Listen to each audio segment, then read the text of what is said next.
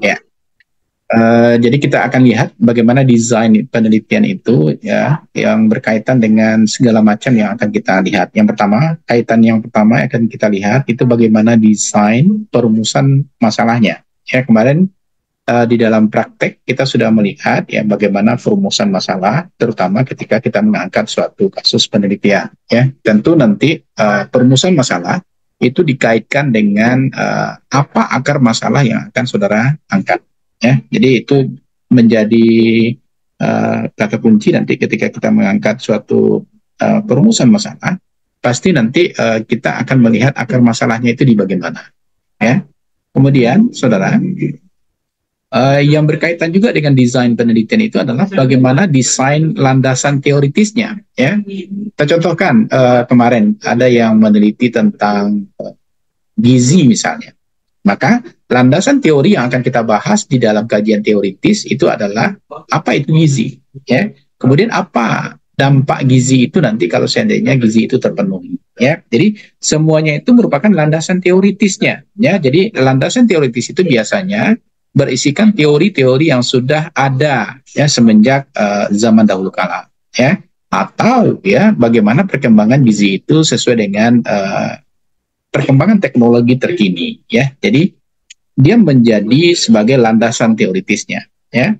Selanjutnya nanti kita juga akan melihat bagaimana desain perumusan hipotesisnya. Perlu saudara ingat, kalau kita melakukan penelitian secara kuantitatif, maka hal yang tak bisa dipisahkan adalah hipotesis ya, hipotesis penelitian.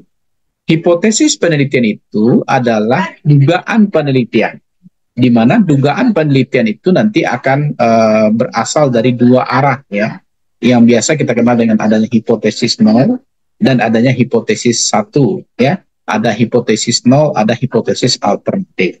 Jadi desain perumusan hipotesis itu biasanya akan mengikuti salah satunya ya.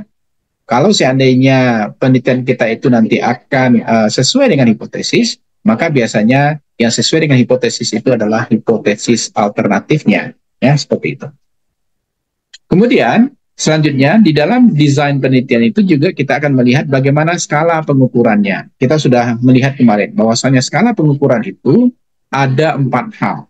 Di antaranya adalah skala nominal, skala ordinal, skala interval, dan skala rasio. Nah, itu nanti akan mengikuti sejauh mana nanti pengukuran itu akan mengikuti keempat skala itu. Apakah dia hanya pada skala nominal saja, atau apakah dia di skala ordinal, skala interval, atau skala rasio. Masing-masingnya kita sudah catat kemarin kan, Dera? Apa itu skala nominal? Sudah ya? Sudah ya, Dera? Sudah, Pak. Oke, sudah. Kemudian, di dalam desain penelitian, dia juga berdasarkan kepada jumlah sampel yang diperlukan. Jumlah sampel yang diperlukan itu biasanya mengikuti berapa populasi penelitian kita. Semakin banyak sampel yang kita dapatkan, atau sampel yang kita ambil adalah seluruh populasi, itu akan semakin baik. Ya, kenapa? Karena penelitian kita itu tanpa bias nanti. Kenapa? Karena semua yang menjadi subjek penelitian kita ikut sertakan di dalam penelitian kita. Jadi sampel terbaik itu adalah populasi itu. Ya, maka penelitian seperti itu biasanya dikenal dengan penelitian populasi. Artinya seluruh populasi kita jadikan sebagai sampel. Ya. Tapi kalau seandainya tidak mungkin, maka kita bisa menggunakan perumusan sampel. Di antaranya, ya di kesehatan kita sering menggunakan perumusan Slovin, ya, atau menggunakan persentase. Biasanya mulai dari 15 sampai dengan 35% dari populasi kita jadikan sebagai sampel. Kemudian kita juga ya di dalam desain penelitian itu kita akan melihat bagaimana teknik pengambilan sampelnya, ya, apakah menggunakan teknik random atau non-random. Ini sudah kita bahas kemarin ya, Dera. Yang random itu apa-apa saja, kemudian non-random apa-apa saja. Sudah kan, Dera?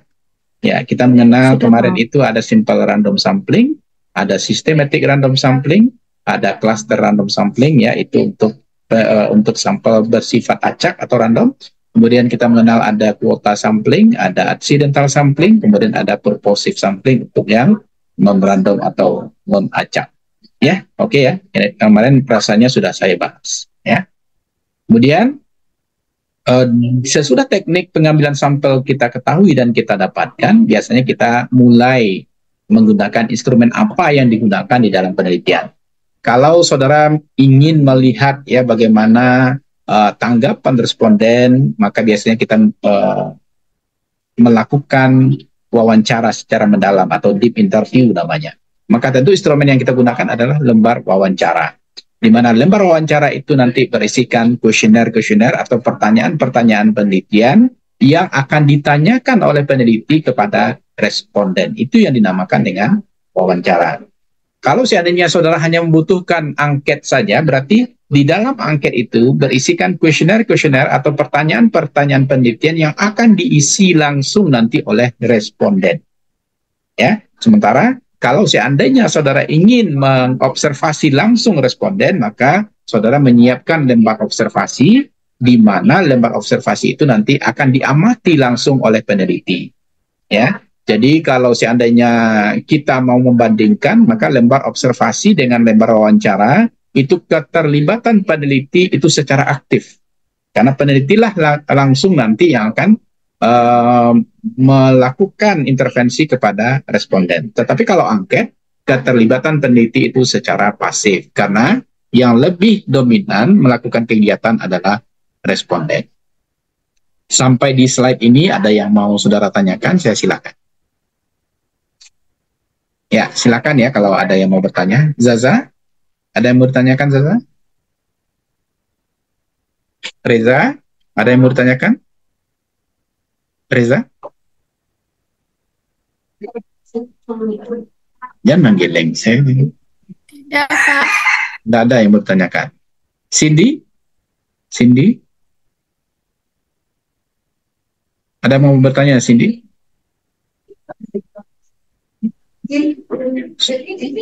Senyum-senyum payah. Suci? Ada yang bertanyakan? Belum ada, Pak. Oke ya, saya harap paham ya dengan yang saya terangkan. Jadi yang berkaitan dengan desain penelitian ini, setidak-tidaknya akan mencakup kepada hal-hal yang ada di slide ini ya. Itu yang akan bisa muncul ketika kita melihat desain penelitian. Kalau paham, saya coba lanjut. Kemudian saudara, kalau dia berkaitan dengan penentuan variabel, kemudian juga berkaitan dengan sumber data, maka nanti saudara akan melihat variabel apa saja yang diteliti. Pada umumnya ini, penelitian kita itu mengikut sertakan dua variabel. Ya, ada variabel independen atau variabel bebas, dan ada juga variabel dependen atau variabel terikat. Nah, ini tolong diingat ini. Jadi ada dua variabel biasanya yang terlibat ketika kita melakukan penelitian. Variabel independen itu bebas dia tidak akan mempengaruhi apapun. Tetapi kalau dia variabel terikat, dia akan mempengaruhi variabel independen, variabel bebasnya.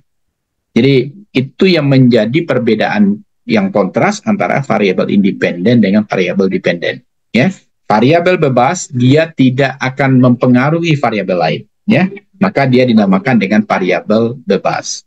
Tapi kalau dia variabel independen, dia tergantung, dia terikat dengan variabel lain. Ya, artinya apa? Dia tidak bisa berdiri sendiri variabel itu. Dia dipengaruhi oleh variabel lain. Biasanya adalah variabel independen yang mempengaruhinya. Ya.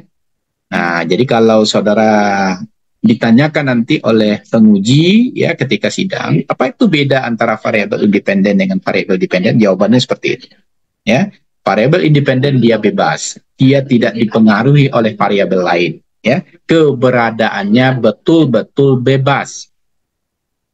Oke ya. Tetapi kalau seandainya ditanyakan apa itu variabel dependen atau variabel terikat, variabel ini betul-betul terikat dengan variabel lain.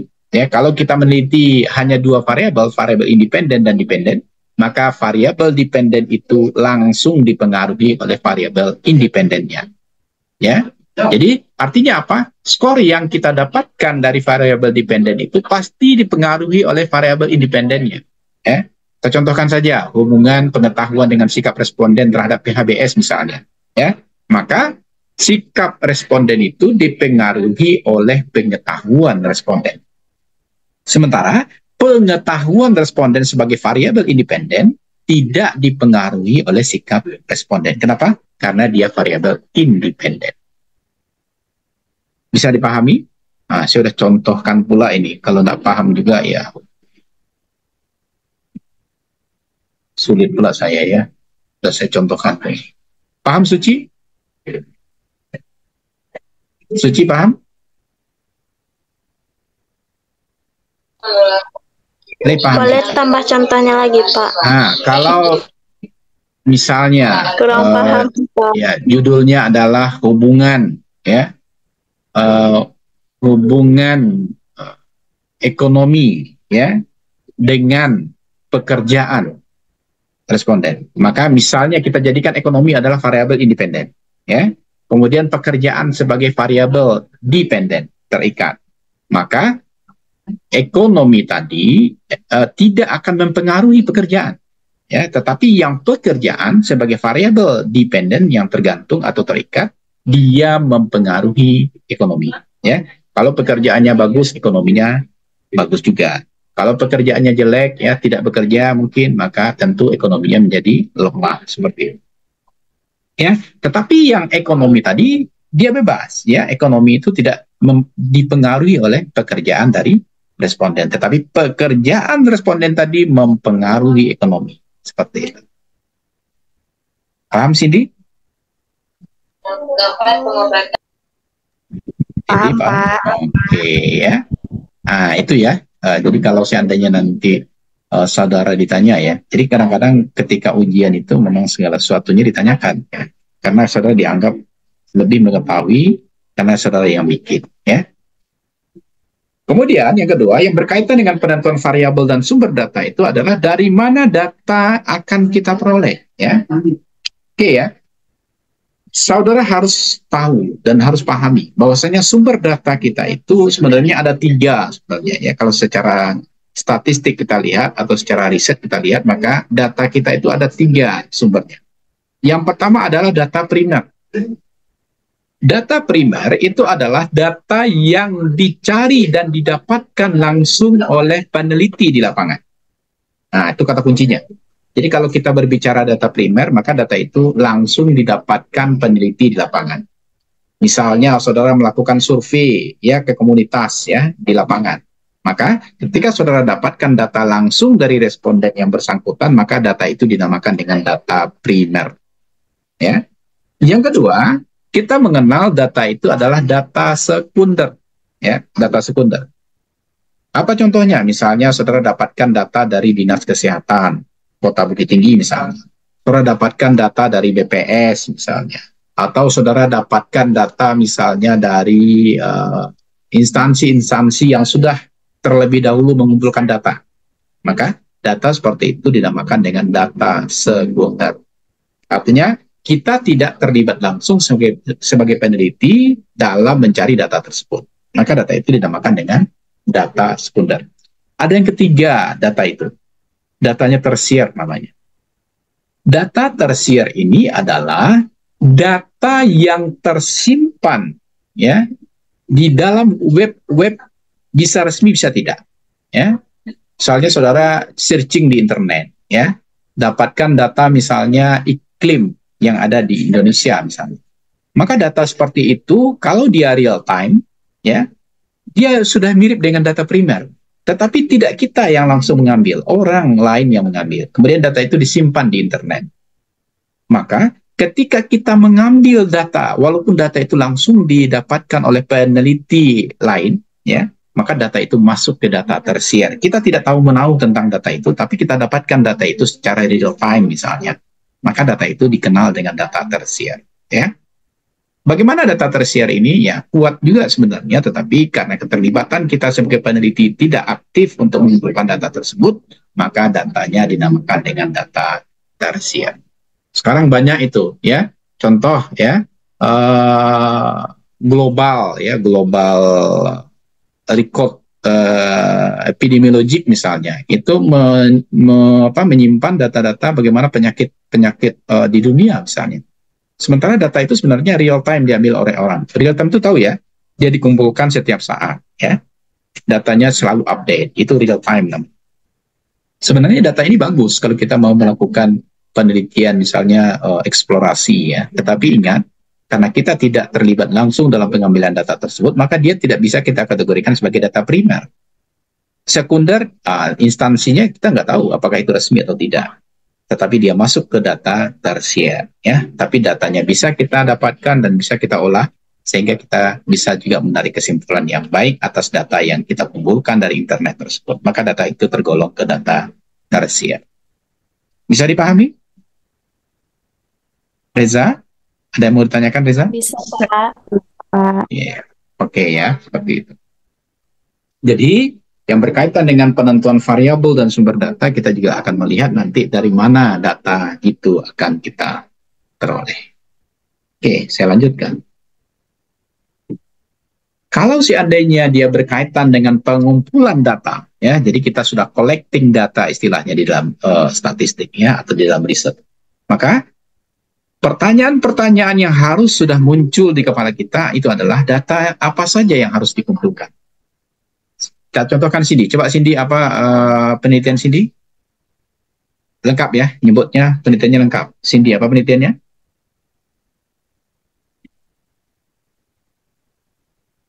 Belum hafal juga judul di luar kepala, berarti belum lulus Cindy. Ya. Jadi judul yang saudara itu, kalau saya tanya apa judulnya, itu langsung lontarkan. Nah, itu berarti sudah di kepalanya itu. Kalau di luar kepala kayak Cindy ini, nggak ada satupun di kepala ya Cindy ya. Apa Cindy? Apa judulnya? Pengaruh pemberian rendaman air hangat campur kencur terhadap pengurangan odem kaki pada ibu hamil trimester 3 di Puskesmas Gulai Bancah tahun 2024. Pertanyaan saya, data apa yang harus dikumpulkan?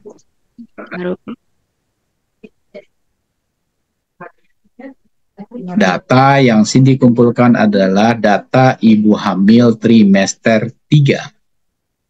Ya, di Puskesmas Gulai Bancah tahun 2024. Ya.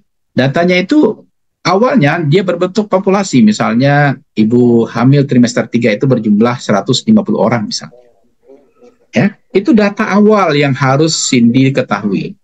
Data itu apa saja yang Cindy akan dapatkan, misalnya nama pasiennya, kemudian berapa umur pasiennya, tempat tinggalnya di mana. Itu dinamakan dengan data yang harus Cindy kumpulkan.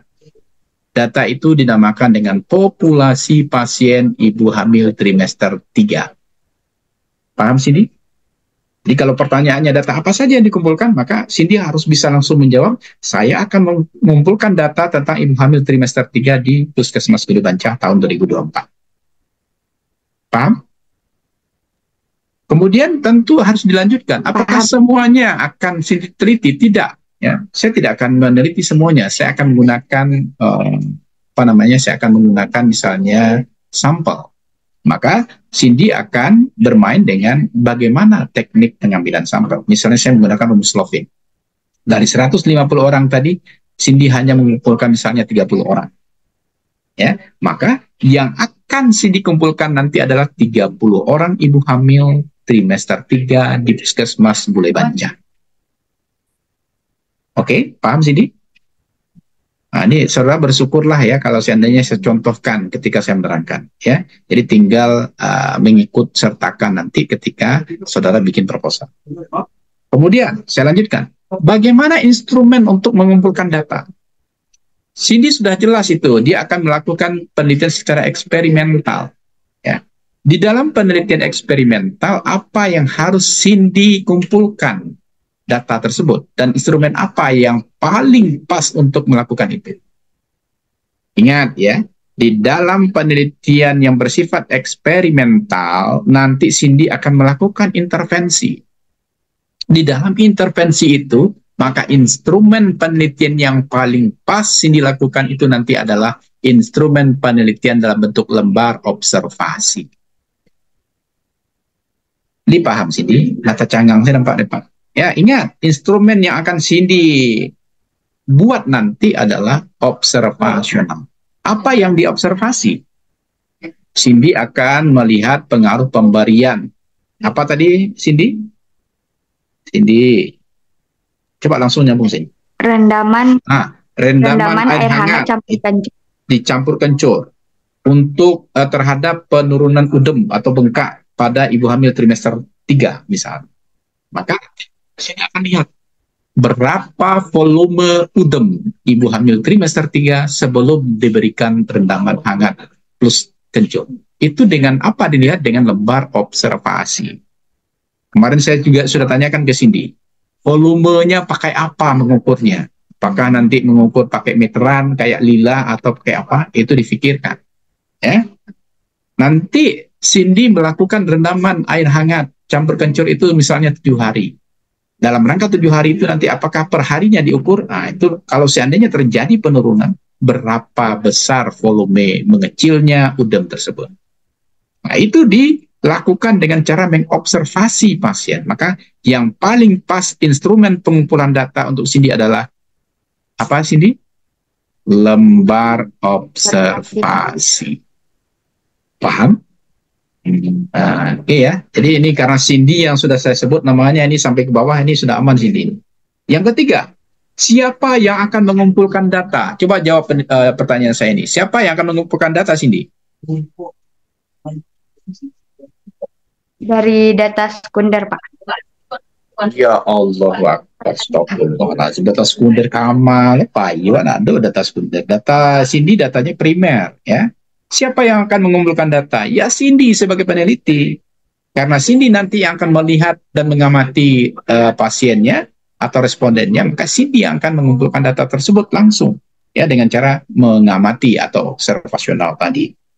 Jadi siapa yang mengumpulkan data? Ya Cindy, ya, sebagai peneliti. Kemudian nanti Cindy akan lanjutkan berapa biaya untuk mengumpulkan data. Kalau seandainya responden Cindy banyak nanti, ya siapa tahu Cindy memerlukan enumerator. Enumerator itu adalah orang yang membantu dalam pengumpulan data. Tetapi enumerator ini nanti harus Cindy latih pula agar dia bisa melihat sesuai pengamatan yang Cindy lakukan. Ya, enumerator itu bisa saja saudara ikut sertakan atau langsung peneliti saja. Nanti dihitung-hitung. Kalau sehari kasih itu konsumsi bara, kemudian apa yang kita berikan ke respondennya, kita hitung-hitung biayanya. Maka kita akan tahu berapa biaya untuk pengumpulan data tersebut. Kemudian berapa tenaga yang diperlukan untuk mengumpulkan data? Kalau hanya 15-30 orang ya Cindy aja sendiri. Ya, nggak perlu tambahan enumerator. Ya, kalau seandainya rasanya tidak sanggup Cindy melakukan sendiri, ya minta teman lain, agiasenyo makan siang. Itu dinamakan tenaganya berapa orang? 2 orang misalnya. Ya, biayanya berapa? Ya, biasanya dimakan bakso sekali ya lah, selesai. Seperti itu. Ya, itu biayanya. Kemudian yang keenam, bagaimana prosedur yang harus dipenuhi untuk pengumpulan data? Ingat, data yang baik itu adalah data yang mendekati populasi. Semakin penelitian itu mendekati populasi, maka biasanya penelitian itu akan semakin baik. Bahkan yang paling baik itu adalah penelitian populasi. Artinya, seluruh populasi kita jadikan sebagai sampel penelitian. Paham? Oke. Ada yang mau bertanya? Saya silakan. Fitri, ada yang mau ditanyakan mungkin? Ayo, bertanyalah ya. Bertanya banyak-banyak. Ayo. Pak, Fitri, Cici izin bertanya, Pak. Oke, silakan, Ci. Silakan. Pak, kan kata Bapak tadi data apa saja yang harus dikumpulkan. Nah, contohnya tadi kan si Cindy tuh, Pak. Nah, kalau yang ICI kan itu pengaruh pemberian pucuk-hatu terhadap volume ASI. Nah, berarti yang ICI cari datanya tuh ASI apa ASI eksklusif? ASI saja. Jangan pakai ASI eksklusif pula, ya, ASI saja. Kalau ASI eksklusif nggak nemu data-datanya tuh, Pak. Ya, makanya ASI saja, jangan ASI eksklusif. Ya, data yang dicari hanya ASI saja, ya. Karena kita akan melihat volume ASI-nya. Tentang ASI. Masa enggak? Tapi data-data yang dari WHO, UNICEF udah isi dari sampai 2019 nggak ada nemu, Pak. Gini atau ya. Ici salah cara Cari data. Apa yang Ci cari? Masa ya enggak ada? Sebenarnya gini ya, Ci cari saja kolostrum itu banyak muncul. Kolostrum itu apa? ASI pertama yang keluar ya dari ASI pertama. mami ibu ya. Iya, Pak. Jadi kolostrum saja klik pasti muncul, apalagi ASI saja ya. Coba dicek lagi nanti ya. Jadi Suci jangan bermain di ASI eksklusif karena kita tidak akan mempergunakan ASI eksklusif ya. Kita hanya melihat bagaimana volume ASI sebelum diberikan kemudian sesudah diberikan daun pucuk atu ya. Jadi jangan pula ke ASI eksklusif ya. Karena kalau ASI eksklusif pasti kita akan lari ke MPASI sementara kita tidak akan menghubungkannya dengan MPASI ya. Iya Pak. Terus kalau yang instrumen untuk pengumpulan data tuh sama juga lembar observasi Pak? Sama. Kalau kita melihat volume, tentu kita akan melakukan lembar observasi. Berarti Suci langsung nanti yang akan mengamati langsung bagaimana volume ASI ibu dengan apa misalnya. Dicek. Misalnya setelah dikeluarkan dari berapa volume ASI-nya sebelum diberikan, kemudian sesudahnya berapa. Ya, sama. Itu Pak, satu lagi Pak, yang tentang enumerator tuh Suci masih kurang paham gitu Pak. Oke, enumerator itu adalah orang yang mendampingi peneliti dalam mengumpulkan data penelitian. Ya, itu dinamakan dengan enumerator. Siapakah enumerator itu? Bisa teman saudara, bisa orang lain, misalnya bidan yang ada di tempat penelitian misalnya, itu bisa juga kita jadikan enumerator. Catatannya, enumerator ini harus dilatih terlebih dahulu agar mempunyai persepsi yang sama untuk penelitian yang akan kita lakukan. Itu dinamakan dengan enumerator. Paham, Ji? Paham Pak. Berarti kalau seandainya kita ngambil bidan, berarti kita tetap latih bidan tersebut Pak? Iya, iyalah. Setidak-tidaknya dia mengetahui. Setidak-tidaknya dia mengetahui tujuan penelitian Suci itu apa. Dan dilatih Mariana ketek lo bidang tuh ya, sampaikan penelitian Suci itu ingin melihat volume ASI ibu setelah diberikan daun pucuk atu dan sebelum ya. Dan Biko nya enggak tahu kan Pak, suruh aja mengumpulkan data itu enggak paham. Oke? Baik Pak. Terima kasih Pak. Ya, sama-sama. Ada lagi yang mau bertanya sebelum saya pindahkan ke slide berikut? Ini Suci ini pintar nih ya. Supaya jangan Cindy sih yang Pak Sabui kan. Nah, ini tanyanya punya kan. Salah saya lo dinyo. Tapi Bapak karena memang orangnya sabar ya. Nah, Bapak jawab juga ya, padahal yang ditanyanya hanya penegasan dari Bapak aja ya. Jadi aja namanya. Ya. Ada yang mau bertanya lagi? Ada yang mau bertanya lagi? Silakan ya. Nah, Suci sih yang pintar, nah jadi yang lainnya dia menamik. Fitri, ada bertanya dari Fitri dah. Fitri galak-galak ya. Tidak Pak. Ah, ndak hantu lo dah ya. Restu, ada tanya Restu dah. Restu? Belum Pak. Aman ya. Oke. Dera, ada yang mau ditanyakan Dera? Belum Pak. Senyum-senyum dari Dera bertanya. Sukma, ada yang mau ditanyakan Sukma? Belum Pak. Betul. Alhamdulillah, rabbil alamin. Direstunya lah selesai dengan sederhana. Sebelum Bapak berdoa, berdoa dulu lah komat kami. Oke, kita lanjut ya kalau memang tidak mau bertanya. Sekarang kita lihat. Kalau dia berkaitan dengan pembuatan kesimpulan dan saran, ya, maka kesimpulan dan saran itu bergantung bagaimana cara penyampaian kesimpulan. Kalau kesimpulan kita misalnya ada hubungan, berarti kan sukses kita melakukan penelitian itu, maka saran kita biasanya mempertahankan. Kalau misalnya dari penelitian kita ternyata dia tidak berhubungan, maka saran kita adalah peneliti yang akan datang melihat variabel yang akan dijadikan variabel penelitian agar terjadi hubungan antara A dan B. Ya, itu artinya apa? Bagaimana cara kita menyampaikan kesimpulan yang baik tersebut. Ya, oke ya, itu yang pertama. Kalau seandainya dia berkaitan untuk siapa saja saran yang diberikan, maka biasanya saran yang kita berikan itu yang pertama pasti untuk kita sebagai peneliti. Yang kedua adalah pada responden penelitian kita. Yang ketiga, untuk misalnya kalau kita melakukan penelitian di BPM, maka tentu manfaatnya pada BPM. Ya, bagaimana BPM itu agar lebih baik masa yang akan datang, terutama dengan kajian yang kita teliti. Yang keempat adalah misalnya pada dinas kesehatan, ya, dinas puskesmas, ya, dan lain-lain. Itu adalah tempat saran kita berikan. Yang utama adalah di mana kita melakukan penelitian. Kalau kita melakukan penelitian di komunitas, misalnya di puskesmas, maka tentu kita sarankan ke puskesmas. Sesudah kita menyarankan ke diri kita sendiri, ke peneliti, kemudian ke dinas kesehatan, seperti atau ke puskesmas. Kemudian, apakah saran itu diberikan dalam bentuk umum atau spesifik? Itu tergantung kita saja. Dua-duanya boleh.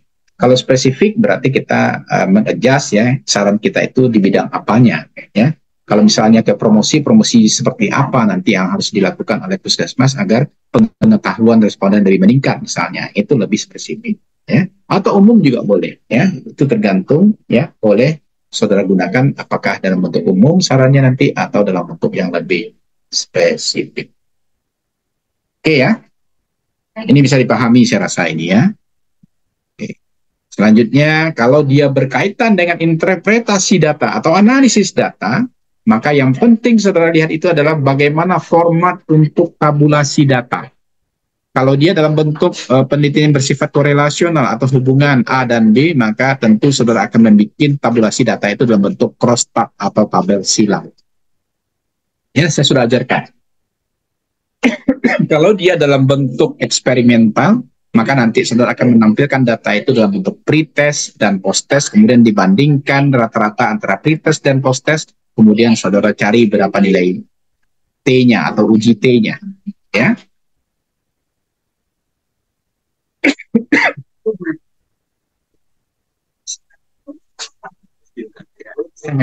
Ya. Kalau seandainya dia berkenaan dengan siapa yang menambulasi data, maka yang menambulasi data itu adalah kita sebagai peneliti. Jangan diupahkan pula ke orang. Kan udah belajar kemarin kan cara menambulasi data menggunakan manual atau SPSS dengan Pak Debi ya kemarin. Ada kan? Oke. Maka lakukan sendiri. Jangan diupahkan pula ke orang. Ya. Kalau seandainya berapa lama proses tabulasi data itu tergantung saudara. Ya, kalau saudara cekatan bisa saja dalam 5 menit selesai. Tapi kalau tidak, ya ikuti petunjuk dan arah-arahan ya dalam kita melakukan tabulasi data. Tabulasi data itu nanti akan menghasilkan analisa univariat, kemudian juga akan menghasilkan analisa bivariat. Kalau seandainya multivariat, dia akan juga menghasilkan tabel multivariat. Ya, seperti itu. Kemudian alat analisis apa yang kita gunakan? Saya anjurkan saudara nanti menggunakan SPSS, ya, agar ya semua tabulasi data kita itu semakin baik dan semakin menarik. Akan kita juga bisa melihat, memprediksi bagaimana keadaan yang sama akan terjadi di masa yang akan datang kalau seandainya kita menggunakan chi-square, ya, menggunakan crosstab atau tabel silang. Kemudian software apa yang digunakan untuk analisis data? Saya anjurkan saudara menggunakan SPSS. Paham ya di bagian ini? Oke, ya. Kemudian kalau dia berkaitan dengan penyusunan laporan, ya, maka kita akan berbicara nanti bagaimana format laporan penelitian. Makanya di awal sebelum saudara saya tugaskan untuk praktikum, silahkan saudara minta bagaimana format pedoman penyusunan skripsi, ya. Kalau nggak bisa minta ke prodi, minta ke senior, saya bilang. Saudara udah dapat semua ya? Restu udah punya kan? Nah, itu sebagai pedoman. Ya. Kemudian siapa saja yang membaca laporan? Kita sudah belajar kemarin. Saya baca laporan saudara. Nanti penguji saudara akan membaca laporan saudara. Pembimbing saudara akan membaca laporan saudara. Kemudian nanti kalau seandainya saudara sudah tamat, nanti maka dinas kesehatan akan membaca laporan saudara. Puskesmas akan membaca laporan saudara. Responden kalau saudara berikan kepadanya, dia akan membaca laporan saudara. Ya. Kemudian berapa banyak laporan yang akan digandakan itu tergantung. Kalau saudara pengujinya nanti biasanya ada bertiga, maka saudara gandakan menjadi 3. Biasanya nanti akan juga digandakan ke prodi, ya, ke LP2M atau LPPM dan lain sebagainya. Jadi akan digandakan nanti sesuai dengan ketentuan yang ada di dalam pedoman pembuatan skripsi. Ya. Kemudian berapa kali presentasi hasil penelitian dilakukan? Kalau saudara mempresentasikan itu ada 2 kali. Yang pertama presentasi proposal, yang kedua adalah presentasi hasil penelitian. Ya, proposal biasanya mempresentasikan bagaimana cara saudara melakukan penelitian, kemudian bagaimana fondasi keilmuan saudara agar saudara bisa melakukan penelitian. Di hasil berarti saudara sudah akan melakukan pemaparan bagaimana hasil penelitian yang saudara lakukan.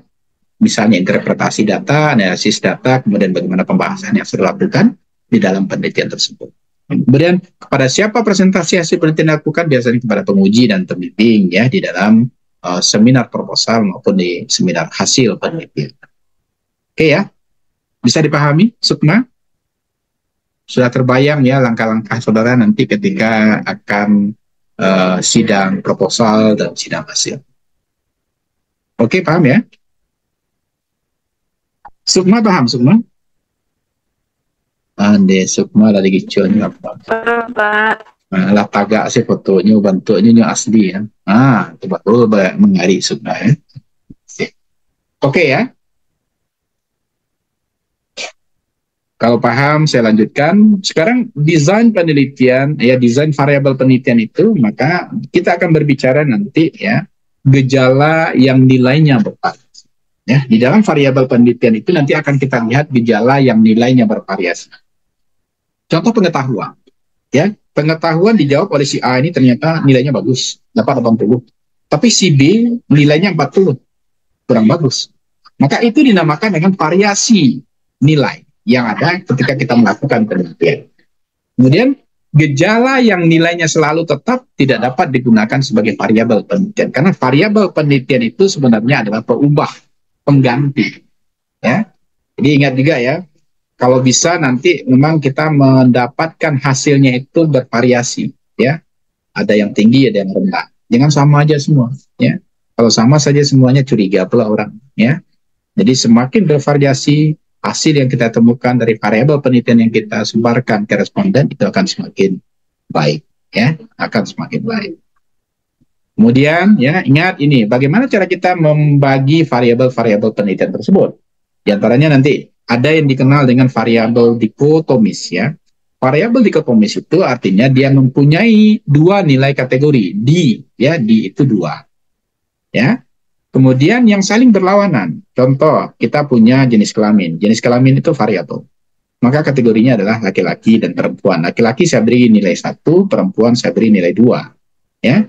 Itu dinamakan kita sudah melakukan selain variabel kita juga melakukan pengkodingan atau pengkodian. Ya. Jadi dikotomis itu 2 ya, laki-laki dan perempuan. Dari mana ini? Dari jenis kelamin ya, dari jenis kelamin. Oke. Kemudian ada lagi yang dikenal dengan variabel kontinu ya. Variabel kontinu itu adalah variabel yang mempunyai nilai-nilai dalam satu variabel tertentu. Misal berat badan Didi 50 kg. Berat badan Dodo 62,75 kg. Ada komanya di sana. Ya, berarti dia dikenal sebagai variabel kontinu. Ya. Ya, itu dinamakan dengan variabel kontinu. Kenapa? Karena variabel yang mempunyai nilai-nilai dalam satu variabel tertentu. Ada nilainya di sana. Ya. Oke, bisa dipahami ya. Kemudian, saudara, ini ada contohnya juga di sini ya. Di sini ada pembagian variabel berdasarkan pada hubungan antar variabel. Contoh, saya sebutkan tadi, variabel bebas. Variabel bebas. Upah. Upah itu ada nggak hubungannya dengan semangat kerja? Menurut saudara? Kalau dia dalam variabel bebas, maka upah tidak ada hubungan dengan semangat kerja. Semangat kerja akan tetap seperti itu seberapa banyak upah saudara. Itu dinamakan dengan variabel bebas. Kalau dia variabel terikat atau variabel tak bebas atau dependen, maka semangat kerja itu mempengaruhi upah. Semakin tinggi upah saudara, maka semangat kerja saudara semakin besar. Semakin rendah upah saudara, maka semangat kerja saudara semakin menurun. Ya, itu dia dalam variabel tak bebas atau variabel terikat. Ya. Nah, makanya saya selalu katakan tadi bahwa misalnya variabel bebas itu adalah variabel yang tidak dipengaruhi oleh variabel lain. Sedangkan variabel dependen atau variabel tak bebas itu adalah variabel yang dipengaruhi dan mempengaruhi variabel lain. Oke, kemudian ada lagi yang dikenal dengan variabel moderat, ya. Upah dan semangat kerja itu ya dipengaruhi pula oleh bagaimana lingkungan kerja. Ya, kalau lingkungan kerja saudara positif, maka semangat kerja semakin meningkat dan biasanya upahnya juga akan semakin tinggi. Ya, itu dinamakan dengan moderat. Ya, ada variabel lain yang mempengaruhi variabel dependen dan variabel independen. Apa itu lingkungan kerja? Itu dikenal dengan variabel moderator atau moderat. Ya. Kemudian ada lagi yang dikenal dengan variabel intervening. Ya, intervening itu adalah variabel perancu atau pengganggu, ya. Dia dikenal dengan variabel intervening. Dicontohkan di sini, prestasi akademik mempengaruhi karir. Tapi tidak itu saja, ada nasib di sana. Ada orang yang prestasi akademiknya tinggi, karirnya juga tidak baik karena nasibnya tidak baik. Tetapi ada orang yang prestasi akademiknya tidak terlalu tinggi, tapi karirnya loncat, ya, atau bagus karena nasibnya baik. Nasib itu masuk ke dalam variabel intervening atau pengganggu atau perancu. Ya, harusnya kan secara teori yang mempunyai prestasi akademik tinggi maka karirnya menanjak. Tapi di sini prestasi akademik ternyata tinggi tapi karirnya tidak baik karena nasibnya tidak baik. Itu dinamakan dengan variabel intervening atau perancu atau pengganggu. Paham sampai di sini? Dera? Paham, Dera? Paham, Pak. Oke, ya. Cindy, ada yang mau ditanyakan? Ayo. Ini semuanya puasa ini kan? Puasa Syawal. Ini Sukma seperti puasa ini sini. Sukma puasa? Sukma? Iya, Sukma Pak, Yovisa? puasa, Pak. Puasa, Pak. Ini pada puasa Syawal kayaknya. Puasa. Cindy, ada yang mau ditanyakan? Belum, Pak. Belum. Paham berarti ya? Seperti Restu ya. Restu paham nggak Restu? Restu paham? Paham, Pak. Oke. Kemudian ada lagi yang dikenal dengan variabel kontrol. Ya. Variabel kontrol itu ya dia terdiri dari ini adalah penelitian intervensi biasanya. Di dalam penelitian intervensi ada pembanding, ya. Satu yang diberikan intervensi atau perlakuan, satu lagi yang dikontrol, ya. Yang dikontrol ini adalah kita tidak memberikan perlakuan. Kalau kita berikan perlakuan berarti dia kita latih, ya. Itu dinamakan dengan intervensi. Tetapi ada satu grup lagi yang kita kontrol saja, kita tidak latih dia. Tetapi nanti kita akan lihat bagaimana hasil akhirnya. Di dalam hasil akhir itu kita bisa membandingkan bagaimana kelompok yang kita berikan latihan itu adalah intervensi, kemudian kelompok yang tidak kita berikan latihan itu adalah kelompok kontrol. Bagaimana hasilnya nanti? Apakah sama saja atau bagaimana? Kalau sama saja berarti intervensi yang kita lakukan tidak berhasil. Tapi kalau nilai yang kita latih itu jauh lebih baik, lebih tinggi, maka kita katakan bahwasanya ada efektivitas ya pemberian latihan terhadap karyawan tersebut misalnya. Oke ya, bisa dipahami? Oke ya, saya anggap aja paham ya. Saya anggap aja paham. Karena nggak ada jawabannya ya. Kemudian saudara, ya kita mengenal ada desain pengukuran ya. Di dalam desain pengukuran ini kita mengenal ada skala Likert ya. Skala Likert itu biasanya ada yang mengatakan sangat setuju, ada setuju, kemudian ragu-ragu, sangat tidak setuju, kemudian ada sangat tidak setuju. Itu dinamakan dengan skala Likert. Kemudian ada lagi skala lain, Gutmann namanya.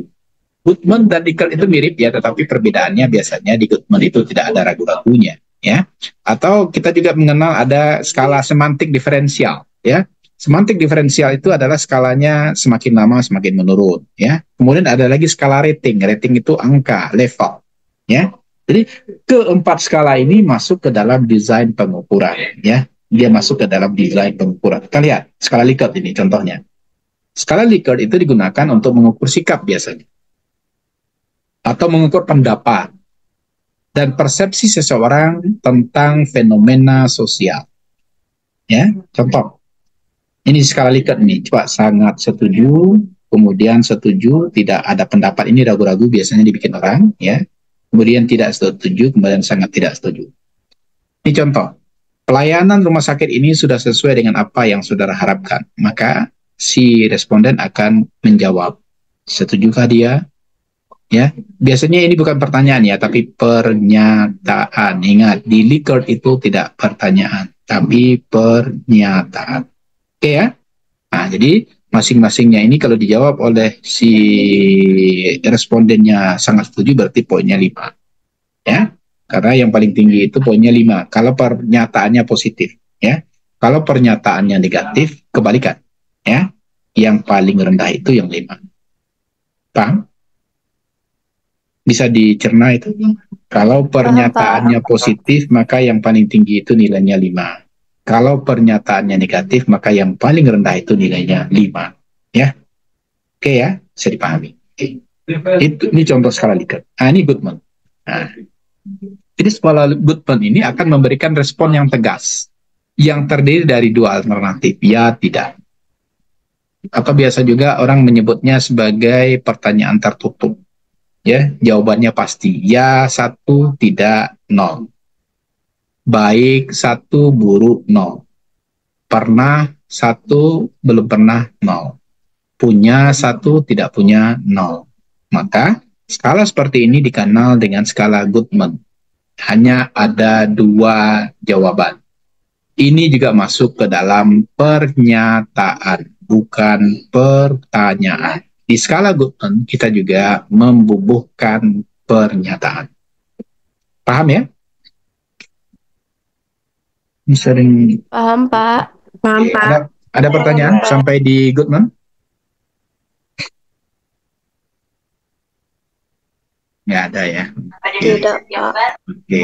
Ini yang semantik ya, diferensial. Diferensial itu turunan ya. Skala ini digunakan untuk mengukur sikap, tidak dalam bentuk pilihan ganda atau checklist ya. Tidak bentuk pilihan ganda atau checklist, tetapi tersusun dari sebuah garis kontinuum ya, di mana nilai yang sangat negatif terletak di sebelah kiri, negatifnya sebelah kiri ya. Kemudian nilai positifnya terletak di sebelah kanan. Bisa saja nanti jawabannya adalah sangat tidak setuju 1, kemudian apalagi sangat tidak setuju, kemudian ragu-ragu misalnya, kemudian setuju, kemudian sangat tidak setuju ya. Jadi yang sangat tidak setuju itu atau sangat buruk di sini dinamakan itu pada sisi kiri. Kemudian yang sangat baik itu di sisi paling kanan. 1, 2, 3, 4, 5 itu sama saja ya. Maka hal seperti ini dinamakan dengan semantik diferensial. Semakin ke kanan semakin turun. Semakin ke kiri semakin turun ya. Semakin ke kanan semakin positif. Paham? Itu dikenal dengan skala semantik diferensial. Ada pertanyaan, Rifa? Tidak, Pak. Tidak. Contohnya apa ini? Misalnya saudara menggunakan pengukuran skala nyeri nanti. Skala nyeri itu semakin ke kanan semakin kecil, semakin ke kiri semakin kecil, semakin ke kanan semakin besar. Ya, HARS misalnya, ya, anxiety, ya, skala nyeri misalnya, itu kita bisa menggunakan semantik diferensial ini. Ya. Kemudian ada skala rating. Ya, skala rating itu adalah dalam skala rating data yang diperoleh adalah data kuantitatif. Kemudian peneliti baru mentransformasikan dalam bentuk kuantitatif tersebut menjadi kualitatif. Misalnya kenyamanan ruang lobi bank. Semakin ke kanan semakin tidak baik misalnya. Maka semakin ke kanan 1 dia, ya. Kemudian semakin ke kiri 5 dia. Jadi kalau seandainya sangat tidak baik, kita ambil angka 1. Kalau kebersihannya bagaimana? Semakin bersih angkanya 5. Semakin tidak bersih angkanya 1. Itu dinamakan dengan skala rating, ya, skala rating. Oke. Kemudian desain skala itu ya kita sudah bahas juga ini kemarin, sebenarnya ada skala dalam penelitian dalam 5 tingkatan, nominal, ordinal, interval, dan terakhir rasio. Ya, ini nominal kita contohkan kemarin jenis kelamin ya, ada wanita, ada ordinal kita contohkan kemarin ada pendidikan ya atau pengetahuan SD, SMP, SMA. Kalau di sini contohnya adalah kualitas pelayanan ya, Sri Ratu, Moro ya, itu bergantung kita memberikan bagaimana penilaian terhadap skala. Yang jelas bahwasanya di skala ordinal itu adalah masing-masing tingkatannya itu ya mempunyai mempunyai tingkatan ya, mana yang lebih baik ya, itu skala ordinal. Interval ya itu ada yang punya nol absolut itu rasio ya, ini agak, namun baru memiliki ya. Kalau belum memiliki nilai absolut berarti dia interval. Kemudian yang sudah memiliki nol absolut itu adalah skala rasio. Ini sudah kita bahas kemarin. Oke ya. Oke, ini ringkasan tentang skala tadi ya.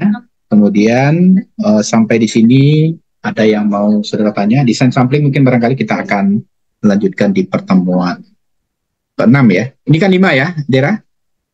Ini 5 ya, Dera. Oke, yang ke-6 nanti kita akan lihat bagaimana desain sampling ya yang akan kita lihat ketika kita melakukan penelitian. Mungkin sampai di sini ada yang mau saudara tanyakan, saya silakan. Ini tipe pengukuran ya, jadi saudara bisa tinggal lihat ini saja nanti. Kalau seandainya dia nominal, tipe pengukurannya seperti apa ya. Dia ada kategori, ada peringkat, ada jarak, ada perbandingan ya. Silakan saja lihat nanti. Kalau dia tidak, berarti kita tidak bisa melakukan untuk skala yang ada ya. Kalau iya, berarti kita bisa melakukan. Tinggal saudara bisa melihat bagaimana ringkasan tentang skala ini. Oke, kalau ada yang mau saudara tanyakan, saya silakan.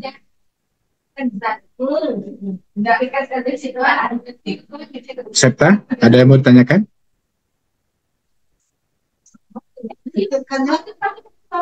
Riza? Tidak, Pak. Tidak. Oke, kalau tidak, mungkin barangkali kita cukupkan di pertemuan OL5 hari ini. Ada 2 kali lagi pertemuan kita teori, tapi besok dan hari apa? Praktikum kita baru 3 ya, Dera ya? Zaza? Iya, Pak. Yang belum tampil kemarin, tampil besok ya. Di jam berapa kita, Dera? Besok jam 9.40, Pak, sampai jam 11.20, Pak. Oke, siap tampil ya. Yang belum, kita bedah ya kembali pendahuluannya sampai selesai besok ya. Assalamualaikum warahmatullahi wabarakatuh. Waalaikumsalam warahmatullahi wabarakatuh.